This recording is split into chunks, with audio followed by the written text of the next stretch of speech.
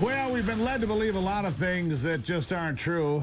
The propaganda arms of the government and mainstream media telling us that it's climate change and all of this nonsense. What a scam it's all been.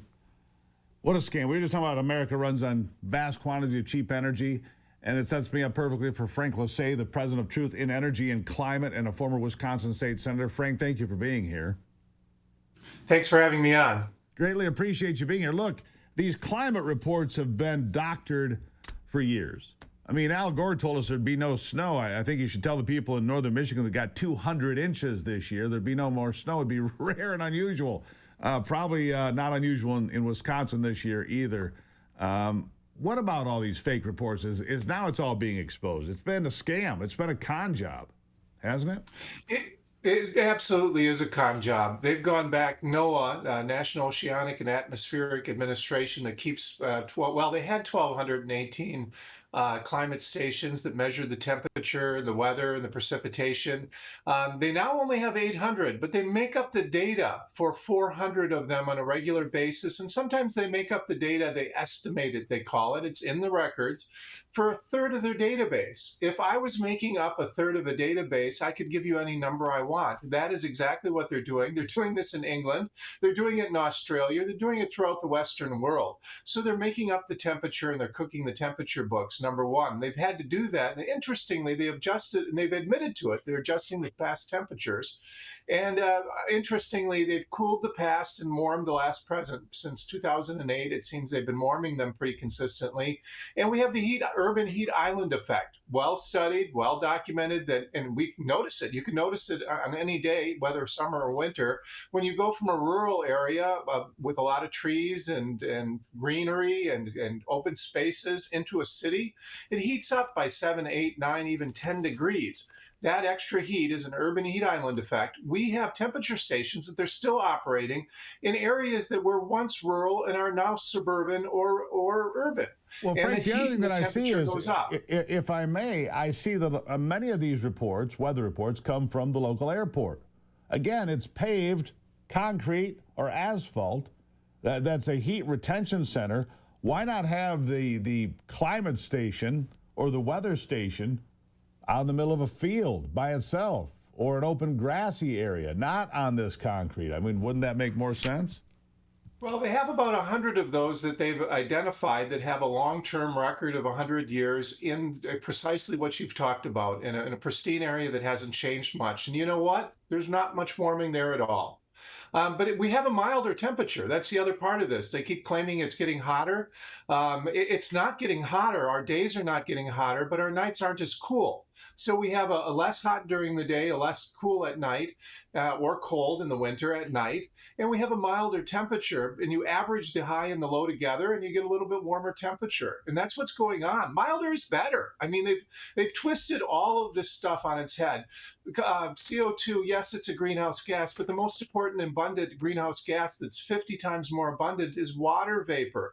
It's the vast majority of the greenhouse effect, but hard to demonize water in the air and rain because we need it for the plants to grow, and we need CO2 for the plants to grow. And we're exhaling it right now.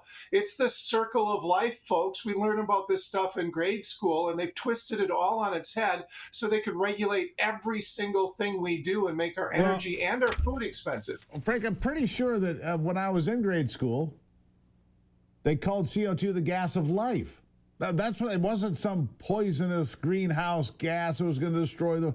No, it's what gives plants the opportunity to thrive, right? CO2, and we are actually at a lower level of CO2 than we've been in thousands of years, are we not?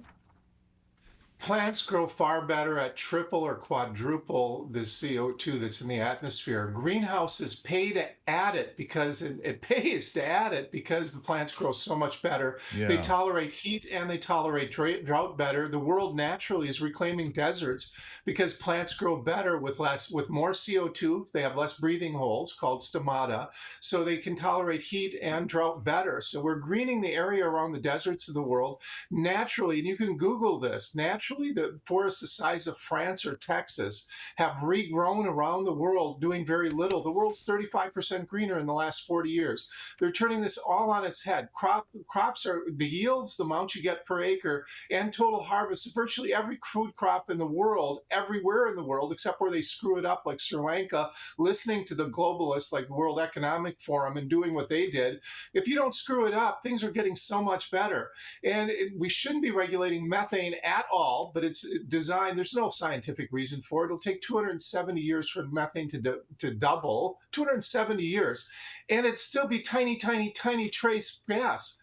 Water vapor, the most important one, is 11,000 times more abundant than methane, and it takes 270 years to double. Then how come? Why is on this? Purpose. I need to know why. Because they want to. The truth doesn't break through. They want to control us. But why is the truth not break through? Ultimately, they want to control us using CO2. That's why they're doing this. The globalists are, and they want to make our food and our energy expensive. They want to drag the United States down by limiting our energy while China grows strong.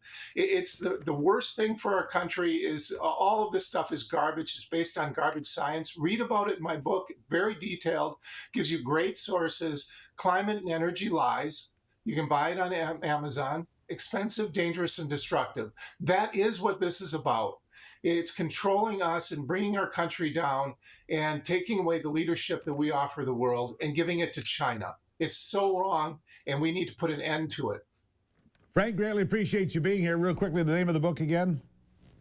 Climate and Energy Lies. Thank you, Frank. Frank Lasee here on the program. There, I set it up for you. You're being lied to, folks. No surprise. No surprise. What's surprising to me is the people that are gullible, that just gobble this up. Well, it's true, you know, the world's burning up. It is? I've been out in the world. I don't see it burning up. Oh, there were fires. There's always fires. Well, there was an earthquake. Yeah, that too. There was snow and ice and floods and droughts. Yep, all of those things. I'll take a break, and I'm not going to panic. I am in the no panic zone this morning. I'll be right back.